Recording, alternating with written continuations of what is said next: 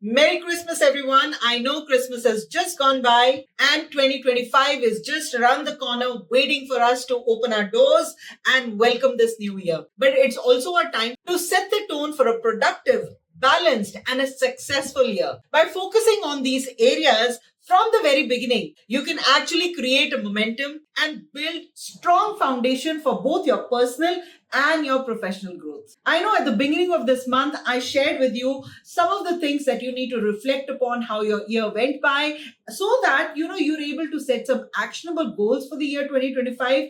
In this video, taking that same momentum of that video forward, I'm going to share with you what are the things that you can think of as to how you can make your 2025 even more productive. As the things that I'm going to be talking about today is going to take care of how you can increase your productivity and manage your time in a much more effective manner. So stay tuned with me till the end of the video. Hello everyone, welcome back to my channel. This is Sonia, your host and companion on Thinking Out Loud Thursdays. And as I just mentioned today, the episode is all about how you can improve your productivity, how can you take care of your time, and you can make 2025 a good year for yourself, both at the personal front and your professional front. So let's get started. Grab your cups of coffee and let's start the episode. Like I mentioned, this episode is like an extension of the previous episode. So where we talked about, you need to look at what were your achievements, what were your challenges, what are the skills that you learned last year, and what are the things that you will learn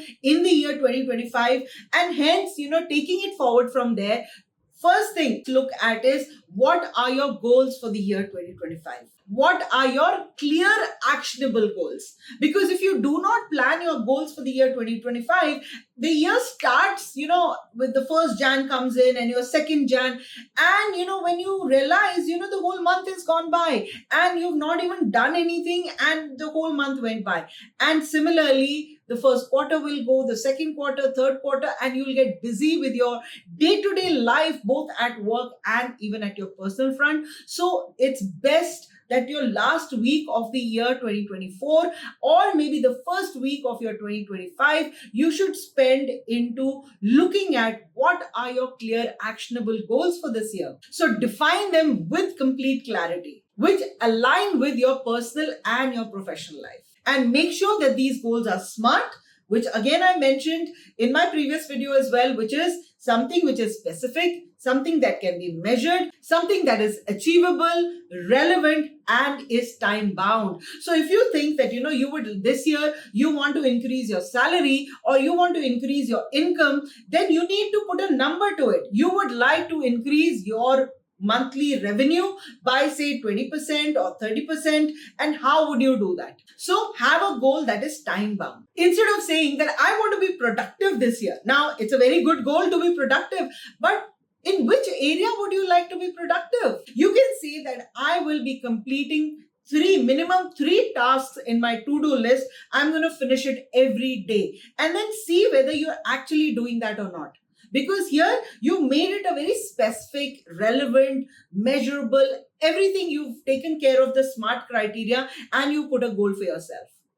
You want to pick up a new skill, take care of your time management skills, then, how are you going to be managing your time?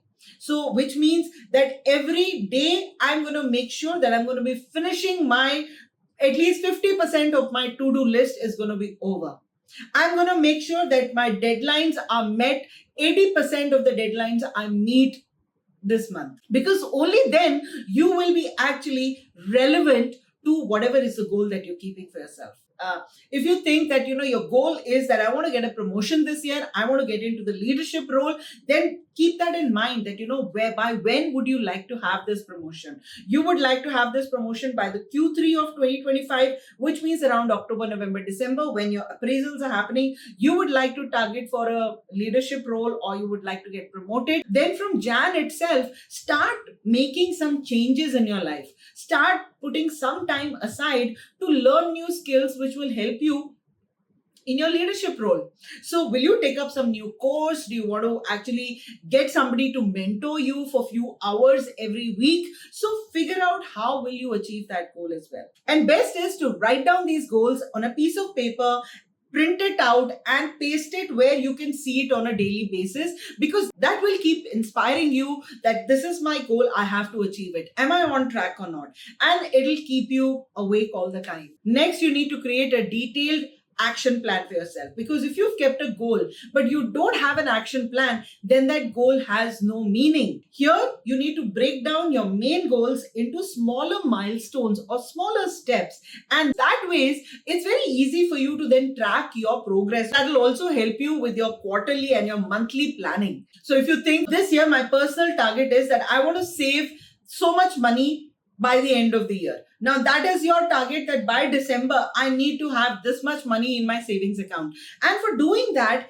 every month, how much money do I need to keep aside? Am I able to keep that money aside? And I'm able to live very peacefully. I'm able to take care of some of the luxuries that I want to experience. I'm able to take care of my day-to-day life also. Plus, I'm able to keep that money aside as well. So when you keep goals, you need to set action plans also for it, because goals without action plan have no meaning, like I just mentioned. And best is maintain an Excel sheet for that. There are a lot of productivity apps also that you can use, but I'm more of an Excel sheet person, and I like to maintain Excel sheet to see how far have I progressed or how far I need to go as well. So maintain an Excel sheet. Just prepare a format that works well for you, and that will keep you on track with the way things are going. Now, the third thing is you need to prioritize your health and well-being also. You just can't look at that I have goals for my work life, I want to have a promotion, I want to have a salary hike, I want to get a big bonus, I want to travel the world this year. So if you have those goals and you're not prioritizing your personal well-being in that year also, then you're going to very soon face burnout. You're going to be tired. You will feel very stressed out all the time. And for that, you need to also, from the very beginning, start prioritizing your personal well-being. Because if you need to be productive, then you need to take care of yourself. You need to improve your fitness, your mental health, your emotional status. You need to have clarity. Make sure you get enough sleep. You're following some healthy eating habits. You're taking good breaks in between. And put all of this in a calendar for yourself. Like you put your work meetings in the calendar, put all of this also in your calendar. That, okay, fine. If your goal is that every 3 months you're going to take like a week off and you're going to go somewhere so that you're able to take care of your personal well-being, you are able to refresh yourself and come back with even more greater focus, then put it in the calendar that, okay, fine, by first week of April or end of March, I'm going to take a 1 week off and just apply for that leave, so that it's there in your calendar. You will not miss out. If your goal is to say 30 minutes of walk or 45 minutes of walk I'm going to do, or I'm going to do yoga, or I'm going to do meditation, put it in your calendar that this is the time, say morning or evening, depending on what your work schedule is. You're putting it in your calendar and that's going to be there. That's going to give you a signal that this is the time you're supposed to be focusing on your personal well-being. And you will actually then do it, because if it's not there in front of you, you will miss out on it. And next, this is very important, refresh your professional network. See, look at whether in 2024, did you build some good bonds with people? Did you actually got introduced to some different people from different industry? Did you learn from them something new? And if you were not able to build your professional network, then 2025, for sure, you should actually build your professional network. Now, do you have a LinkedIn profile? If yes, have you actually connected with some senior mentors, some experienced professionals in a line that they'll be able to guide you, they'll be able to add value to your professional skills that you have? Are you keeping some time to reconnect with your old colleagues, old bosses, make some new connections, meet up with some new professionals? So always make a schedule and catch up with these people. Get introduced to some new people where you can discuss what is your goal of 2025. Discuss your goals with them. Look at what they have to say about this. Make some time to attend some industry events, maybe some online webinars. Always keep few days of the month where you spend networking with people. And you can even mark that in your calendars as well. But make some time, keep some days, keep some hours where you're talking to some people, not just random conversations, but conversations that are adding value to your knowledge, to your skills, to your overall growth, that are adding value to you as a professional. So if you've not done that in the year 2024, make sure that you do this in the year 2025.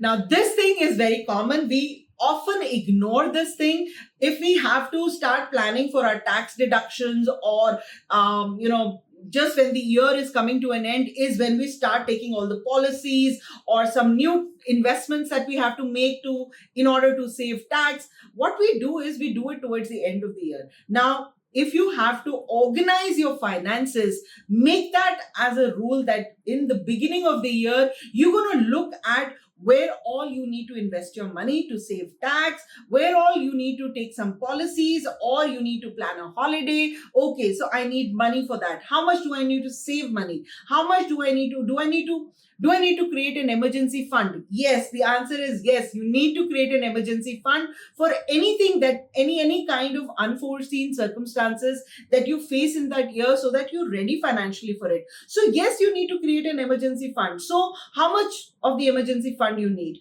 How much money you need to save for that? So start organizing your finances from day one, week one of the year 2025, so that you're sorted, you've planned everything. Because it's very important to also take stock of your financial health. If you think that in 2024 you did some very unnecessary expenditures, then make sure you don't do it in the year 2025.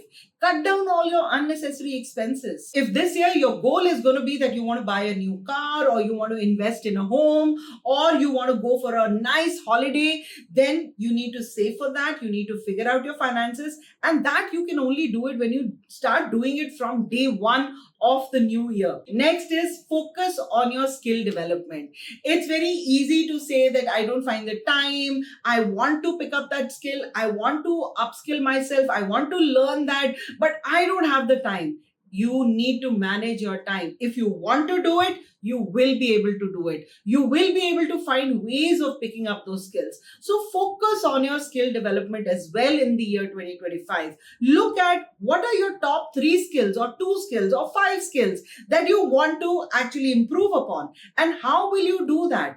Will you pick up a course? Will you look at somebody to mentor you? Will you actually go for some certification online? Will you have your bosses schedule some workshops in that scenario? So once you see that, yes, this is what I want to focus on this year, you will find ways of achieving that as well. So choose and commit yourself to it. Create a schedule for yourself. Keep few hours of the week aside for just learning new things. I still learn new things. I keep aside few hours of the day or few hours of the week. I keep aside that these are the number of hours that I want to actually learn new things. So I just pick up something. There is LinkedIn Learning. There is Udemy. There are so many learning portals now. You can actually take membership and learn whatever that you want, which will add value to your professional growth. Don't let this 2025 pass by just like 2024.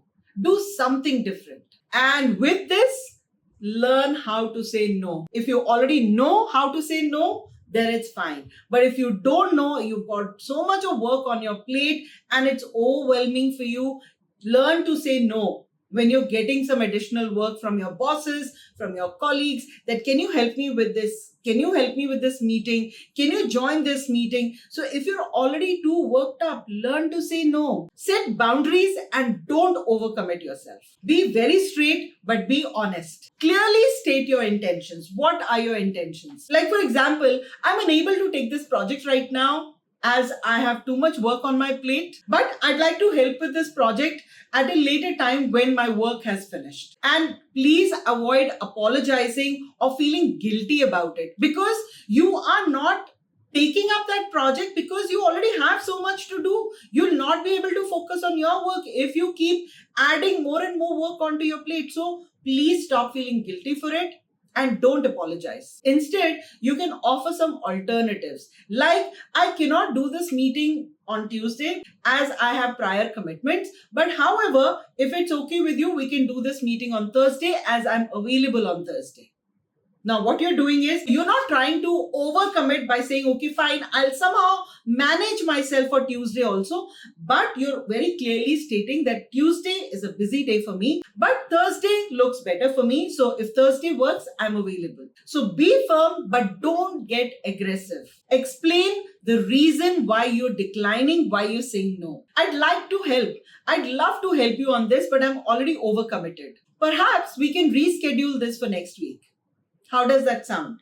Now, when you're saying these things, you're not coming across as somebody arrogant, somebody who's not ready to help, but you're just simply stating that what the things are in the right moment, and if they can be rescheduled for a later date when you will be able to make some time for it. And with this, please learn to celebrate your wins. Now look at whether in the year 2024, did you celebrate your wins? Which were the occasions where you could have celebrated, but instead of celebrating, you got overworked with something else, some other tension came along, and your celebration got ruined. So you didn't actually celebrate that moment. So this year, in the year 2025, make a rule for yourself that every small win you're going to celebrate. And how you're going to celebrate is up to you. Whether you want to treat yourself, you want to go shopping, or you want to just go pamper yourself, you want to go to a spa, or you just want to socialize with your friends to celebrate even that smallest win. Because when you start celebrating even the smallest of the wins, that's adding a lot of spark in your life.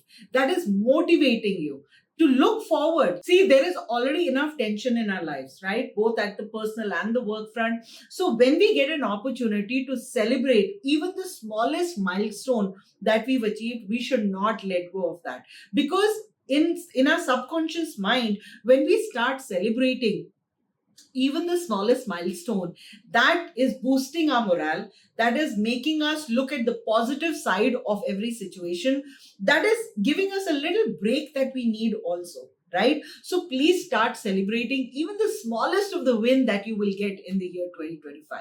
And I really hope that you get a lot of wins in the year 2025. Always remember, each step builds on the other. So start strong, plan smartly, and make this year 2025 a year to remember. On that note, we come to the end of our episode. I really hope that you found value. And if you did, you know what to do. Like, comment, and share my video with all your friends and colleagues. And if you have anything to say, then please do leave a comment, as I would love to see what you have to say about this episode. Have a great day, everyone, and I'm going to see you in my next video. Bye-bye.